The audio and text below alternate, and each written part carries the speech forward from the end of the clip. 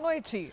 Olá, boa noite. A polícia fez uma operação em 2 clínicas de reabilitação para pacientes psiquiátricos e dependentes químicos e também num abrigo para idosos em São Paulo. O Jornal da Record denunciou semana passada que 50 internos viviam em condições desumanas.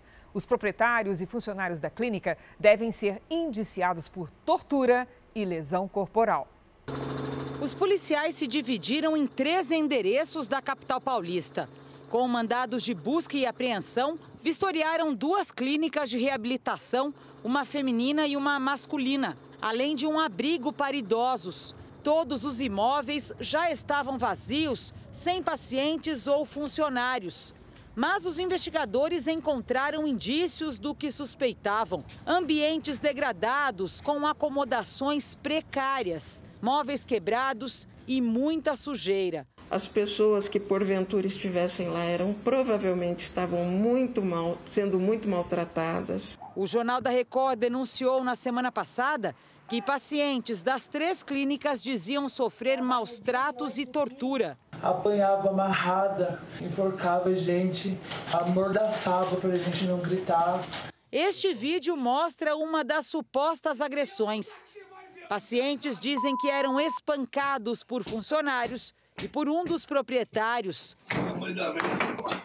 Depois que uma das clínicas foi interditada pela vigilância sanitária, os donos retiraram os pacientes às pressas e levaram para casa deles.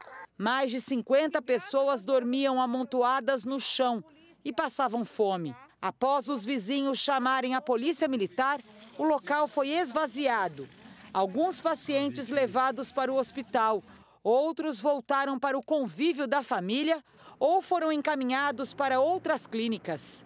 Mas uma família não sabe até agora onde está um dos pacientes. Adailton dos Santos sofre de esquizofrenia e está desaparecido. Eu quero saber onde ele está, nem que seja vivo ou morto, entendeu? É muito difícil.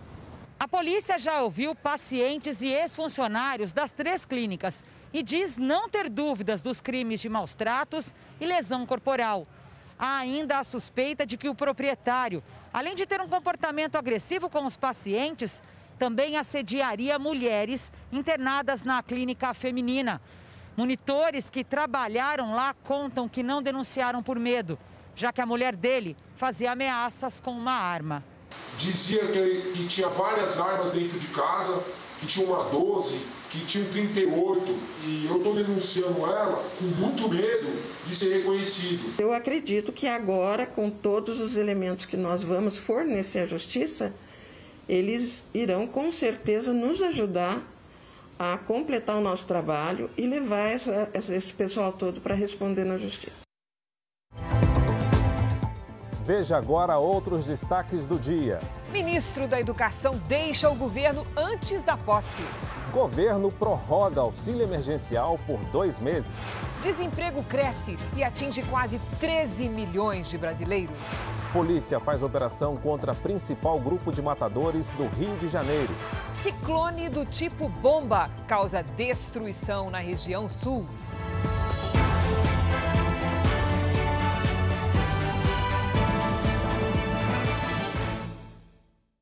Oferecimento Bradesco, reconhecendo e incentivando nossa gente guerreira.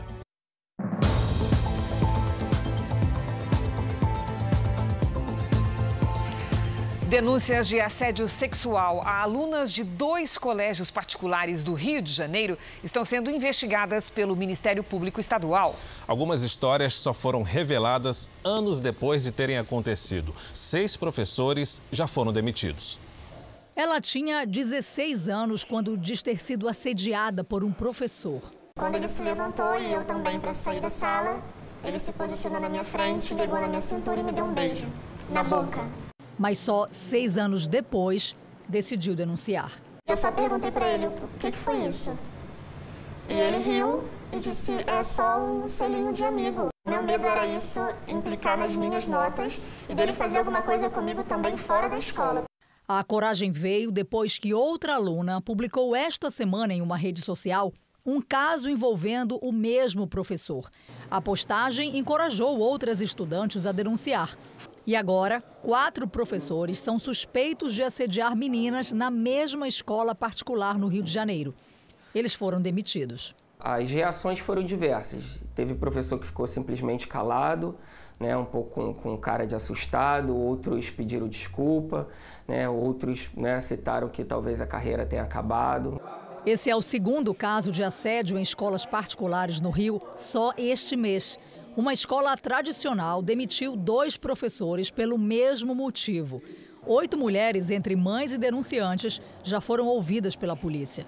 O Ministério Público investiga as denúncias. Em 2 semanas, os promotores vão fazer uma reunião virtual para ouvir as vítimas das 2 escolas.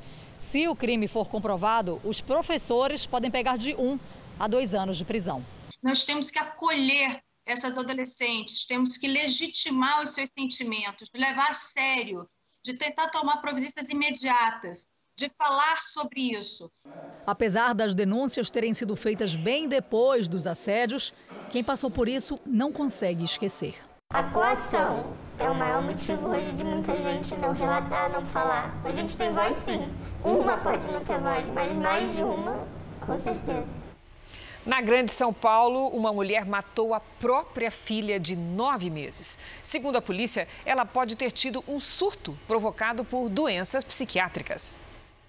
O crime aconteceu neste condomínio de alto padrão em São Bernardo do Campo, no ABC Paulista. Jéssica morava aqui com as 2 filhas, um cunhado e o marido, um médico haitiano que não estava em casa no momento do crime.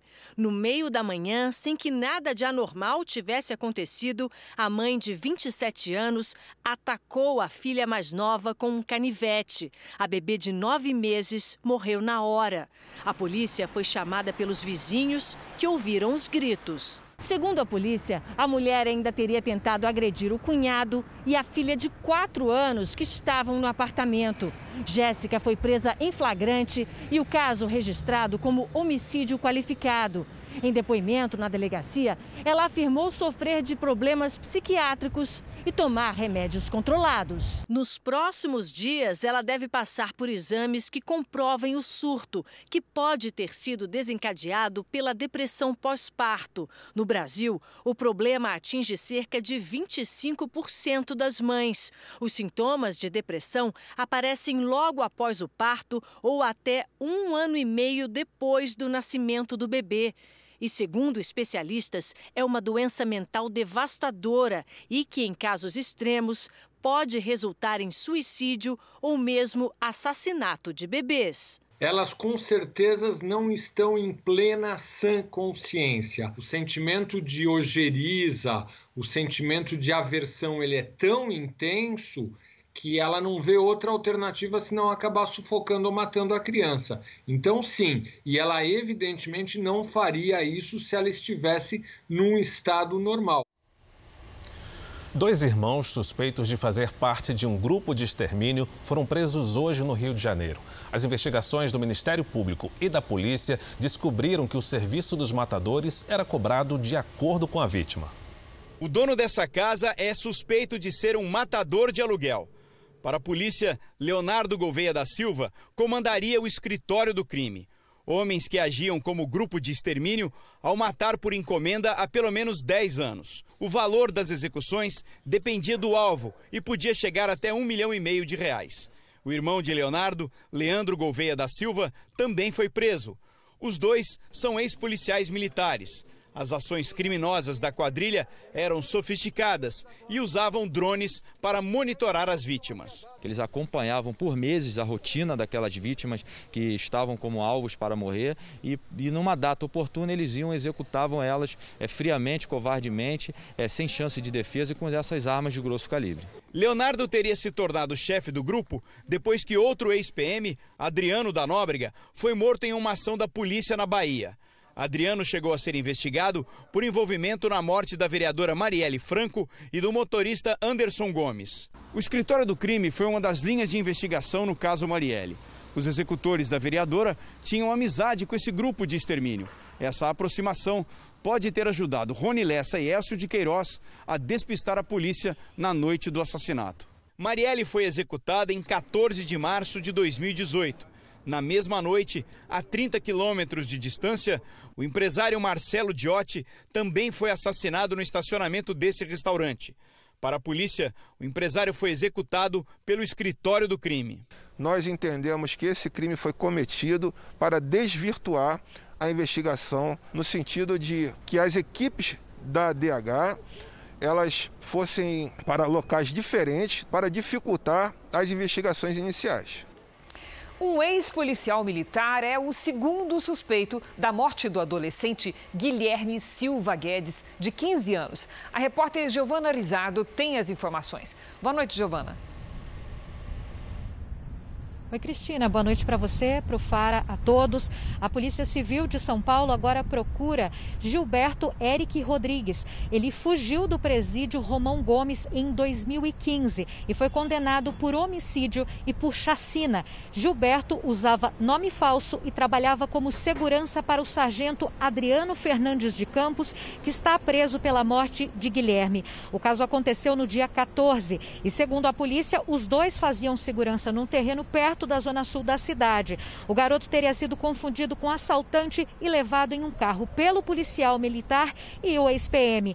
Guilherme foi executado com 2 tiros e ontem a Secretaria de Segurança Pública de São Paulo informou que 7 armas que poderiam ter sido usadas neste crime foram apreendidas e vão passar por perícia. Cristina e Fara. Obrigada, Giovana. E mesmo durante a pandemia, muitos criminosos aproveitam a alta no desemprego para aplicar golpes. Eles oferecem vagas atraentes, mas para efetivar a contratação, exigem a transferência de dinheiro. Veja o QR Code aqui na tela. Aponte a câmera do seu celular e saiba como não cair nessas armadilhas. Vítima de um golpe, ele prefere não mostrar o rosto. Para quem procura emprego desde abril do ano passado, a mensagem que chegou com uma proposta de trabalho parecia perfeita. Ia ter celular corporativo, ia ter cesta básica no primeiro dia do mês. Convidativo, eu fiz os cálculos e ia dar um valor que eu nunca ganhei na minha vida, R$ 5.300 por mês.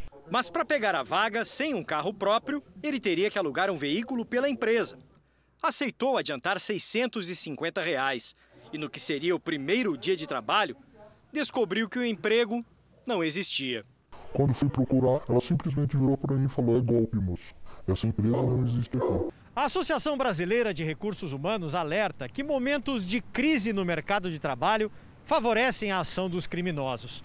A necessidade e a urgência de encontrar uma nova oportunidade de trabalho deixam muitos desempregados menos cautelosos, mais vulneráveis. Fica mais fácil cair na armadilha dos golpistas. E como os contatos entre empregadores e candidatos em geral agora são pela internet por causa do isolamento, os criminosos têm mais chance de enganar as vítimas. A Associação de Recursos Humanos recomenda que a pessoa sempre busque saber mais sobre quem oferece uma vaga. Primeiro, procurar na internet se aquele site, se aquela empresa tem um histórico de confiabilidade ou tem já reclamações apontadas. E uma outra orientação é desconfie de ofertas de emprego cujos salários sejam muito atraentes. E qualquer pedido de dinheiro como condição para ser contratado é sinal de golpe. Em hipótese alguma, dar algum valor em troca de se candidatar a uma posição. O golpista, ele trabalha em cima da angústia, da aflição, da necessidade. Dados do IBGE divulgados hoje mostram que a taxa de desemprego no país aumentou para 12,9%. Quase 8 milhões de brasileiros perderam o emprego desde o início da pandemia no mês de março. O emprego que era fixo agora virou bico. A vendedora Micaele foi despedida em março deste ano. No início foi muito difícil. Quando eu fui dispensada da loja, porque eu tinha aquela renda fixa. Eu já contava com aquilo para pagar o meu veículo, que é a minha moto. Aí eu perdi, eu fiquei desesperada. Micaele está entre os quase 8 milhões de brasileiros que perderam o emprego entre março e maio. meses afetados pela pandemia.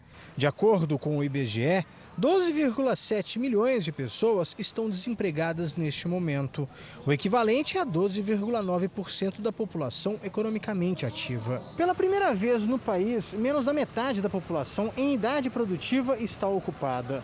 Quedas também foram registradas nos empregos com carteira assinada, sem carteira assinada e entre os brasileiros que trabalham por conta própria. Esses indicadores eles estão mostrando a dificuldade que as pessoas estão tendo, não só de procurar trabalho, como de conseguir um trabalho. As empresas não estão contratando, já que houve uma diminuição muito significativa, muito expressiva no consumo das famílias. Apesar do cenário desfavorável, Micaele não desistiu de procurar um serviço. Eu peço a Deus todos os dias que volte a normalizar tudo como antes, para abrir vagas não somente para mim, mas para outras pessoas também, né, que têm necessidade de um emprego fixo.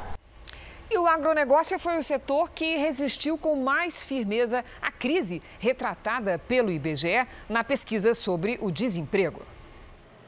A pesquisa registrou aumento de vagas apenas nas áreas da administração pública, defesa, seguridade social, educação, saúde e serviços sociais. 9 grupamentos tiveram redução. O agronegócio registrou a menor queda, com 4,5%. A indústria sofreu baixa de 10,1% e a construção de 16,4%. A maior redução ocorreu no setor de alojamento e alimentação, com 22,1%. Vamos aos números de hoje na pandemia no Brasil. Segundo o Ministério da Saúde, o país tem 1.402.041 casos de Covid-19. São 59.594 mortos. 1.280 registros nas últimas 24 horas. Ainda de acordo com o boletim do Ministério da Saúde, 790.040 pessoas estão recuperadas e 552.407 seguem em acompanhamento. Muitas cidades do país estão prorrogando as medidas de combate ao coronavírus. Salvador decidiu manter o comércio fechado por mais uma semana. E em Goiás, começou a valer o decreto que prevê o revezamento das atividades econômicas. Serviços não essenciais só vão abrir durante 14 dias no mês. A medida proíbe a abertura de restaurantes, lojas de rua e shoppings por 14 dias. E depois libera o funcionamento pelo mesmo período. Na capital, o comércio amanheceu aberto, mas no fim da tarde, o prefeito decidiu aderir ao revezamento. Nosso empreendedor chamou os seus funcionários de volta ao chão de fábrica. E agora não é justo ficar mais 15 dias parado. Em Salvador, academias, shoppings, centros comerciais, bares e restaurantes vão ficar fechados por mais uma semana. O centro da cidade volta a ter medidas mais restritivas de circulação, com a interdição de várias ruas. No Paraná, o governo anunciou hoje medidas mais duras para conter a pandemia. Pela primeira vez foram adotadas no estado medidas restritivas em relação ao comércio, circulação de pessoas e multa para quem descumprir as novas regras, que vão valer pelos próximos 14 dias. As medidas devem ser cumpridas em 14 regiões do estado, incluindo a Grande Curitiba, o Oeste e o Norte Paranaense. A partir de amanhã, shoppings, comércio de rua, salões de beleza e academias que estavam abertas vão ter que fechar. Só poderá usar o transporte coletivo quem trabalha em serviços essenciais. A multa para quem descumprir varia de R$100 a R$10.000. O governo voltou a estudar nomes para assumir o Ministério da Educação. Carlos Alberto Decotelli pediu demissão hoje, menos de uma semana depois de ser anunciado para o cargo e antes mesmo da posse. A passagem relâmpago pelo MEC é resultado de informações falsas no currículo do professor. Carlos Alberto Decotelli chegou ao Palácio do Planalto para uma reunião com o presidente às 2h30 da tarde e já com a carta de demissão pronta. Foi a forma costurada nos bastidores para dar uma saída honrosa ao professor, 5 dias após ser nomeado para o cargo. A cerimônia de posse estava adiada desde ontem. Decotelli tinha várias informações falsas no currículo. Ao contrário do que constava no documento, ele não concluiu o doutorado e nem o pós-doutorado. Também não atuou como professor de escolas da Fundação Getúlio Vargas, mas apenas nos cursos de educação continuada da instituição. O presidente Jair Bolsonaro já passou a analisar novos nomes para o Ministério da Educação. Segundo fontes do Palácio do Planalto, a disputa está aberta novamente e não existe um favorito neste momento. Será a quarta pessoa a ocupar a pasta e a 13ª troca de ministros do governo. Depois de ter se decepcionado com Decotelli, o presidente deve esperar alguns dias para anunciar o novo ministro. O secretário executivo, Antônio Paulo Vogel, deve voltar a assumir interinamente o Ministério da Educação. O dólar fechou o dia vendido a R$ 5,44, em alta de 0,25%.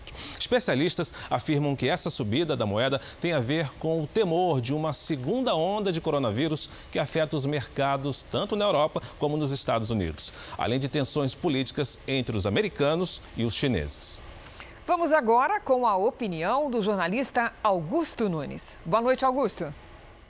Boa noite, Cristina, Fara. Boa noite a você que nos acompanha. Ciro Gomes jura ter descoberto a fórmula que livrará o Brasil da tormenta econômica provocada pela pandemia de coronavírus. Com uma pesada taxação das grandes fortunas, o candidato crônico à presidência garante que em 10 anos serão arrecadados 3 trilhões de reais. Isso mesmo, o triplo do que o governo Bolsonaro pretendia economizar no mesmo período de tempo com a reforma da Previdência. Na campanha presidencial de 2018, Ciro alegrou milhões de brasileiros inadimplentes com a informação espantosa. Se ele fosse eleito, o governo federal cuidaria de zerar os débitos de todos os endividados. Se for vitorioso em 2022, portanto, Ciro presidirá um país sem prestações atrasadas e pronto para frequentar o clube das nações que nadam em dinheiro. A carteirinha de sócio será comprada com a fortuna confiscada dos ricaços nativos. Para uma sumidade dessas, governar o Brasil é pouco. Se não estiver mentindo, Ciro Gomes merece ser presidente do mundo.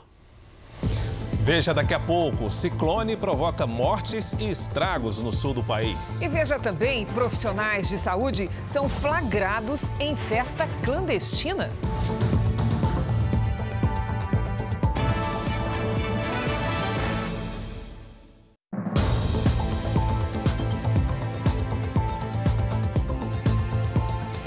O governo anunciou hoje a prorrogação por 2 meses do pagamento do auxílio emergencial.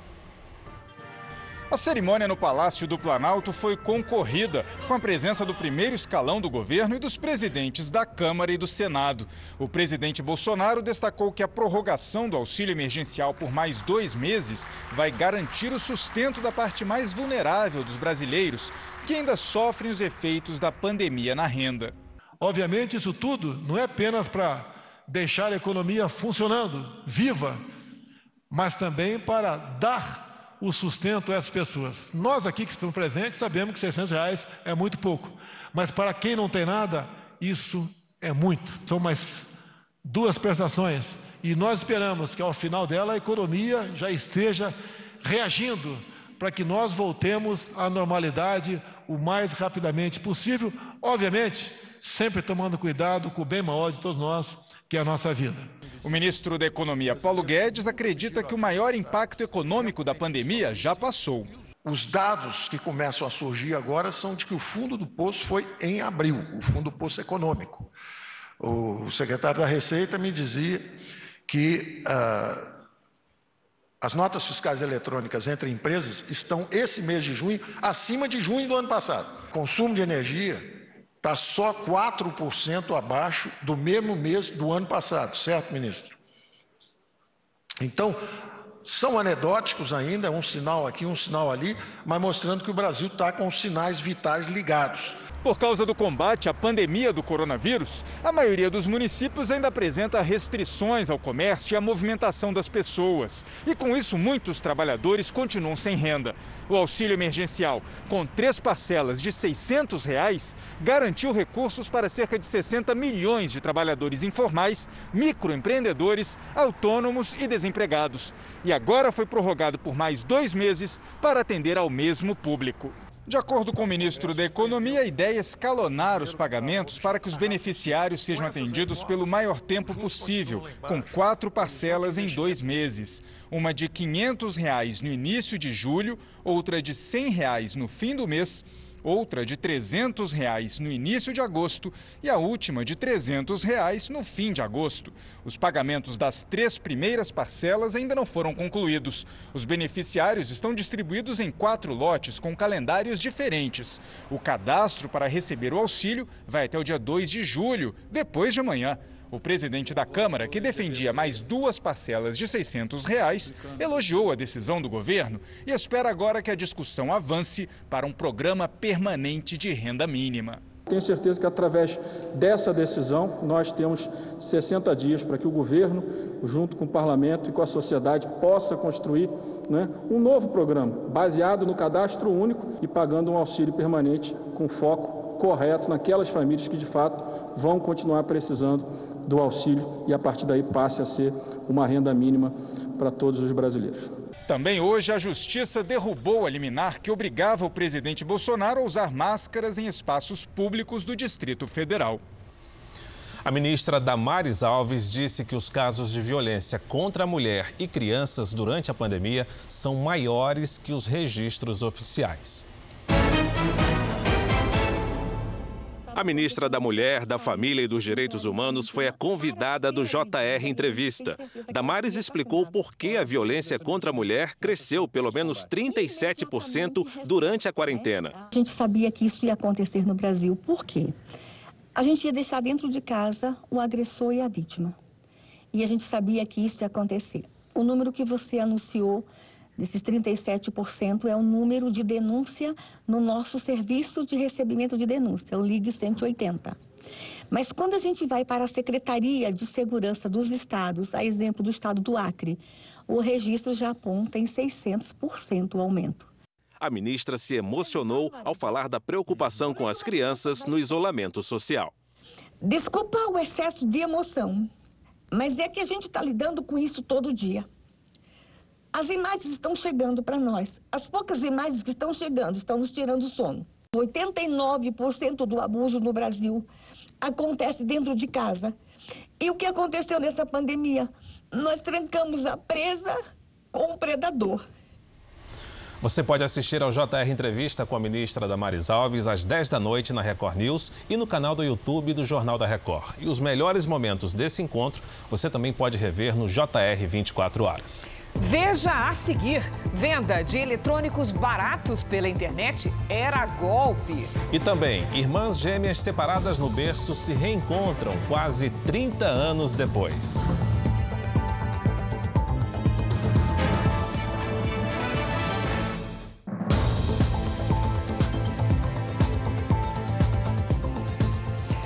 O Senado aprovou há pouco o texto base do projeto de combate às fake news. Vamos a Brasília com a repórter Nathalie Machado. Boa noite, Nathalie. Oi, Cristina, boa noite, Fara, boa noite a todos. Olha, depois de muita insistência, o presidente do Senado, Davi Alcolumbre, insistiu que esse texto fosse votado na terça-feira, já que a votação ela já tinha sido suspensa na semana passada por divergências. O projeto foi aprovado com apoio de 44 senadores e vai seguir para a análise da Câmara dos Deputados. Neste momento, os senadores analisam mais de 100 destaques que foram apresentados.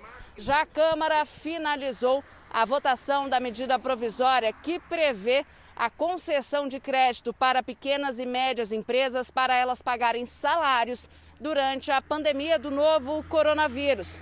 Todos os destaques foram rejeitados e a MP agora segue para a análise do Senado. De Brasília, Nathalie Machado. Obrigada, Nathalie. Entidades querem o adiamento da entrada em vigor da Lei Geral de Proteção de Dados. O argumento é que o setor privado precisa se preparar para as mudanças e, com a pandemia, tudo fica mais complicado. No documento encaminhado ao presidente da Câmara, Rodrigo Maia, representantes do setor produtivo pedem o adiamento da vigência da Lei Geral de Proteção de Dados, prevista para agosto desse ano. A intenção também é pedir atenção na votação da medida provisória 959.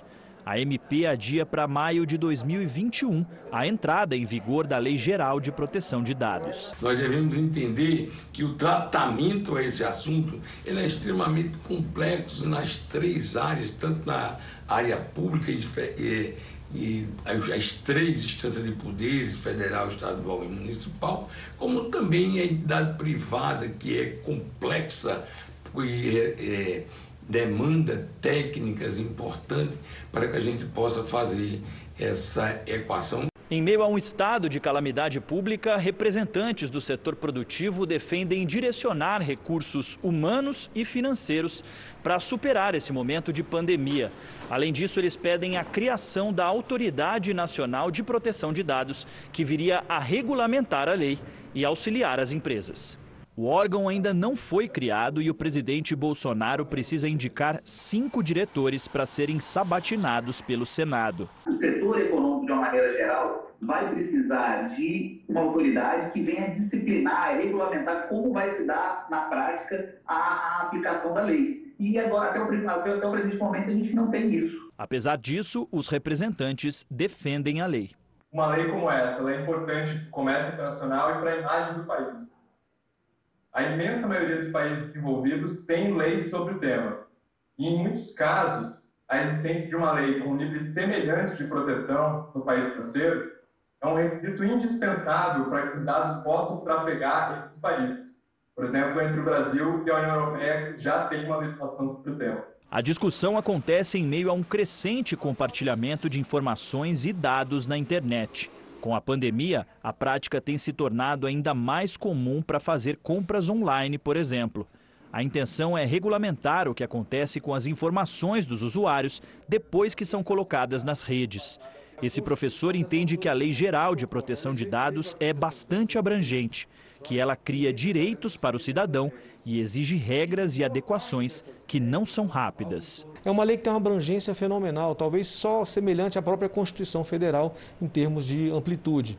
E, claro, que todos esses chamados agentes de tratamento, ou seja, são essas pessoas físicas ou jurídicas que tratam os dados pessoais, eles terão de se curvar às regras da lei. A Lei Geral de Proteção de Dados, ela cria direitos para o cidadão, para cada um de nós, mas há muito mais regras que criam obrigações legais para os chamados agentes de tratamento. A polícia prendeu um suspeito de matar 3 pessoas e ferir 2 em Bugaçu, na Grande São Paulo. Segundo a investigação, 8 jovens estavam em volta de uma fogueira quando 2 atiradores chegaram. Um deles estava encapuzado e com uma arma longa. Os disparos aconteceram após uma rápida discussão com o grupo. Ao todo, foram 15 tiros. Um dos feridos está em estado grave e outro já teve alta. Sempre bom lembrar, hein? Quando o desconto é demais, melhor desconfiar. Um site que prometia vender eletrônicos por até metade do preço era, na verdade, um golpe. Os envolvidos foram presos hoje numa operação em São Paulo. Os investigadores chegaram logo cedo a este endereço. A mansão com piscina e sala de jogos é de um dos envolvidos no esquema. Na garagem, um carro importado avaliado em R$500 mil. A polícia também apreendeu produtos desta loja de pneus, que teria sido aberta com dinheiro arrecadado no esquema. A quadrilha vendia eletrônicos importados a valores muito abaixo do mercado. Os produtos eram vendidos em sites de compras da internet. Os envolvidos no esquema prometiam entregar a mercadoria em até 45 dias, mas desapareciam com o dinheiro do cliente. A polícia cumpriu mandados de prisões, busca e apreensão em Jaú, no interior de São Paulo, e na região metropolitana da capital paulista. 8 pessoas foram presas. Esta investigação começou em novembro, quando 5 integrantes da quadrilha foram presos por lavagem de dinheiro. Agora eles vão responder por estelionato e associação criminosa. Em Mato Grosso do Sul, profissionais da área de saúde que participaram de uma festa clandestina estão sendo investigados pela polícia. Pelo menos 30 pessoas estiveram na festa registrada em vídeos pelo celular. Todos estão sem máscaras e não respeitam o distanciamento social. Entre os convidados estão 3 funcionários da área da saúde, que trabalham no enfrentamento à pandemia no Hospital de Nova Andradina, região mais afetada pela doença em Mato Grosso do Sul. A direção do hospital abriu uma sindicância para apurar a conduta dos 2 técnicos de enfermagem e da fisioterapeuta no evento clandestino. A Vigilância Sanitária já afastou por 7 dias para que eles fiquem em isolamento, porque nós sabemos se existe alguma situação de risco ou se eles já estavam contaminados pelo motivo da nossa cidade já está com a contaminação comunitária. Além dos funcionários do hospital, a polícia identificou outras 12 pessoas que também participaram da mesma festa e que trabalham em clínicas particulares. Todos serão ouvidos ao longo da semana e poderão ser responsabilizados pelo descumprimento de medida sanitária. O Mato Grosso do Sul enfrenta uma escalada de novos casos da Covid-19 e a cada 20 dias triplica o número de pessoas contaminadas. Mesmo assim, apenas 2 cidades no estado estão com restrição para o comércio. Um adolescente de 17 anos e uma criança estão desaparecidos depois de caírem no mar no costão da Avenida Niemeyer, no Rio de Janeiro. Pedro Paulo Filho está no local e tem outras informações. Pedro Paulo, boa noite. Oi, Fara, boa noite para você, boa noite a todos. Olha, as buscas foram suspensas agora há pouco por causa da pouca visibilidade nesse momento por aqui. Os trabalhos de resgate começaram no fim da tarde. De acordo com testemunhas que buscaram por socorro, os 2 seguiram em direção às pedras e acabaram caindo no mar. Eles estariam atrás de uma pipa e seriam moradores da comunidade da Rocinha, que fica aqui na região. A circulação de pedestres pela orla da Avenida Niemeyer está proibida, desde a queda de partes da ciclovia que margeia a pista. Segundo os bombeiros, as buscas serão retomadas amanhã pela manhã. Do Rio de Janeiro, Pedro Paulo Filho. Obrigado, Pedro Paulo. Depois de quase 30 anos, 2 irmãs gêmeas, separadas ainda bebês, decidiram procurar uma à outra. Por coincidência, tomaram a decisão ao mesmo tempo. O reencontro foi emocionante, mesmo à distância. Faz só 6 meses que Suelene decidiu procurar a irmã gêmea de quem foi separada quando as 2 estavam com 15 dias de vida. A única coisa que tinha era uma foto da irmã ainda bebê, que ela decidiu postar nas redes sociais. Eu postei a foto da gente bebê e contando a história. E aí muita gente falou, coloca uma foto sua atual agora. E se você tiver de você mais, quando você estava maiorzinha.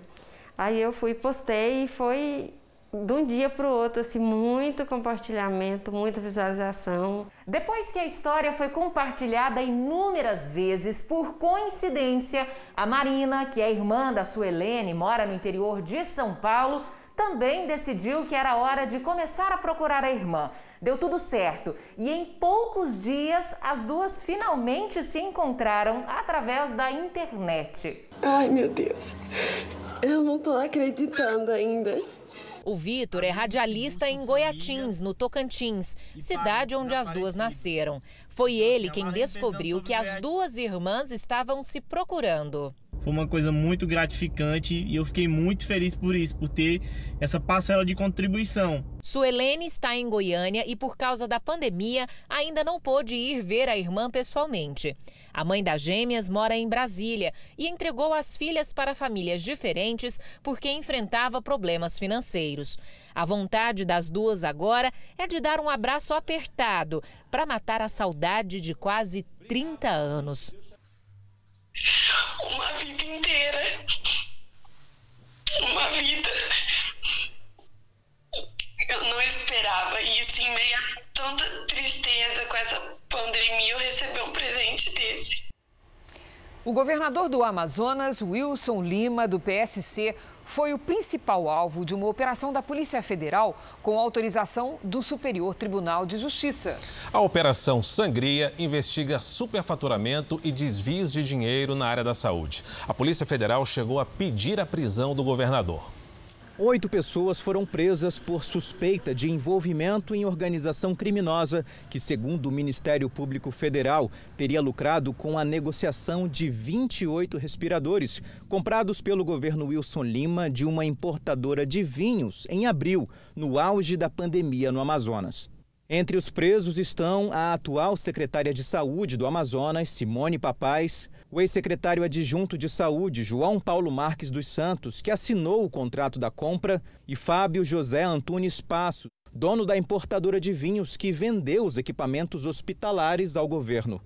Também foi cumprido o mandado de busca e apreensão na casa do governador do Amazonas. Para o Ministério Público, há indícios de que os crimes investigados na operação tenham sido praticados sob o comando e orientação do governador Wilson Lima.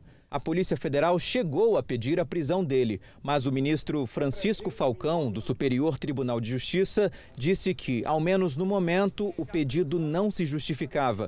Wilson Lima teve o celular e tablets apreendidos em Brasília, onde estava no momento da operação. O governador do estado, na qualidade de governador, ele é o ordenador de despesas.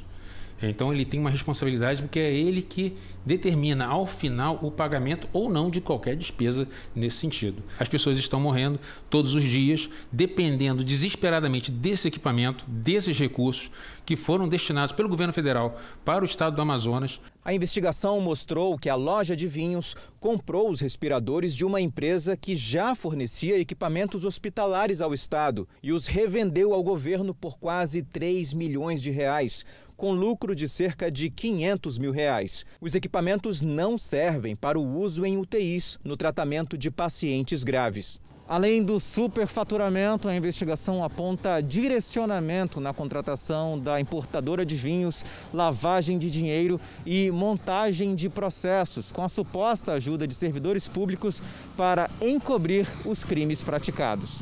A Operação Sangria também bloqueou bens do governador Wilson Lima e de outras pessoas e empresas no valor de quase 3 milhões de reais. Os advogados dos presos na operação foram procurados e não quiseram se manifestar. Agora à noite, o governador do Amazonas divulgou um vídeo sobre o assunto. Durante o pico da pandemia, a minha determinação era para que se salvasse vidas. E aí havia a necessidade de celeridade nos processos para a aquisição de materiais para o combate ao coronavírus. E em nenhum momento houve qualquer determinação para a prática ilegal, para a corrupção ou qualquer coisa nesse sentido. Portanto, eu estou absolutamente tranquilo e na certeza de que esses fatos serão logo esclarecidos. Os estados do sul do país foram atingidos por um ciclone extratropical. A chuva e os ventos, que ultrapassaram os 100 km por hora, mataram 3 pessoas em Santa Catarina. O interior e a capital gaúcha também foram afetados. As ruas da cidade ficaram intransitáveis e motoristas tiveram de abandonar os veículos. O grande volume de chuva também transbordou riachos e invadiu residências. Eu trabalho para conseguir as coisas dentro de casa e vem a chuva e leva tudo de uma vez só de novo. Estragos também no interior do Rio Grande do Sul. Pelo menos 10 cidades do estado registraram queda de granizo. Na BR-116, em Vacaria, na Serra Gaúcha, uma árvore caiu, bloqueando o trânsito. Dezenas de casas também foram destelhadas. Os prejuízos são resultado de um ciclone extratropical intenso, também conhecido como ciclone bomba, que atinge o Rio Grande do Sul, causando temporais e vento forte. Em algumas regiões do estado, as rajadas ainda podem ultrapassar os 100 km por hora. A Defesa Civil monitora a situação e distribui telhas aos moradores atingidos. Esse ciclone deve permanecer atuando no estado nas próximas 24 horas. E depois dessa passagem dessa frente, nós teremos uma queda de temperatura. Em Foz do Iguaçu, no Paraná, o temporal durou cerca de 15 minutos, mas o suficiente para causar destruição. Os ventos chegaram a 72 km por hora. Em Florianópolis, Na região oeste de Santa Catarina, a chuva derrubou árvores e destelhou várias cidades. Meu Deus! Olha, que assustador, hein?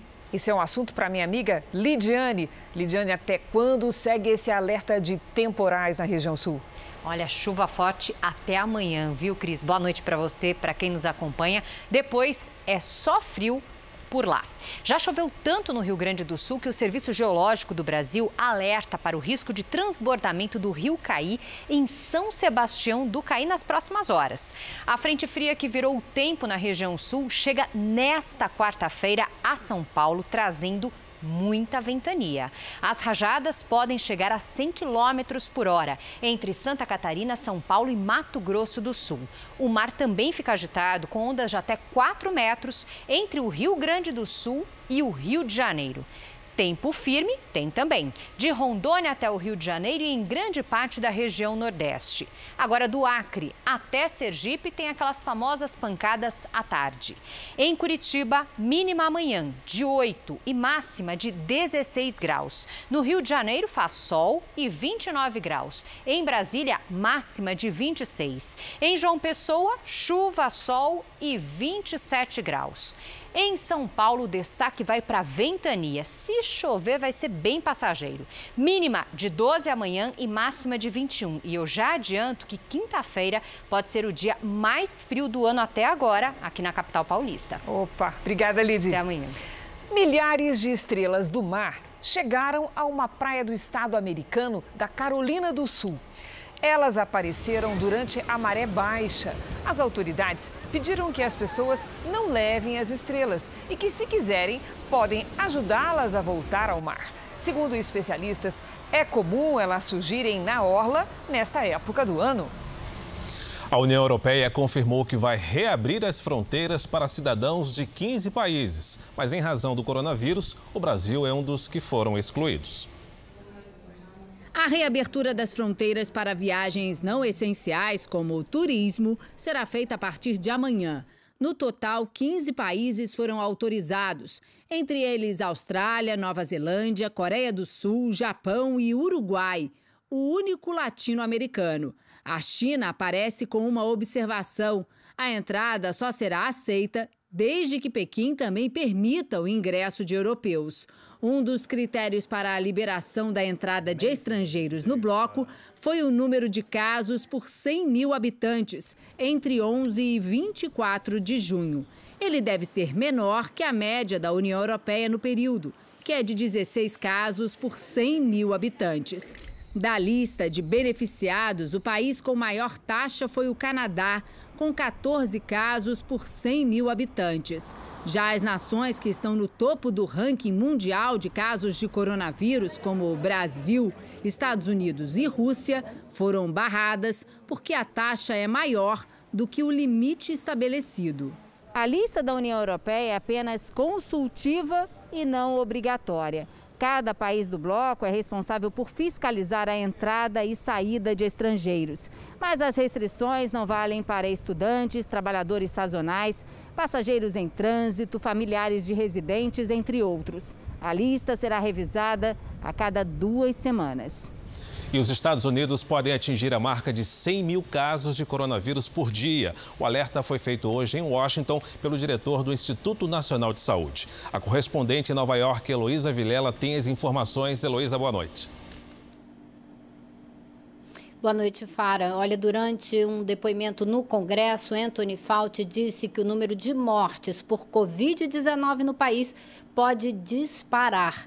O gráfico mostra que o número de novos casos caiu em maio e durante quase todo o mês de junho, mas agora voltou a subir, especialmente no sul e na costa leste. Preocupados, os governadores de Nova York, Nova Jersey e Connecticut pediram a quem vier da Califórnia que passe 14 dias em isolamento. Fauci reforçou a necessidade do uso de máscaras e do distanciamento social.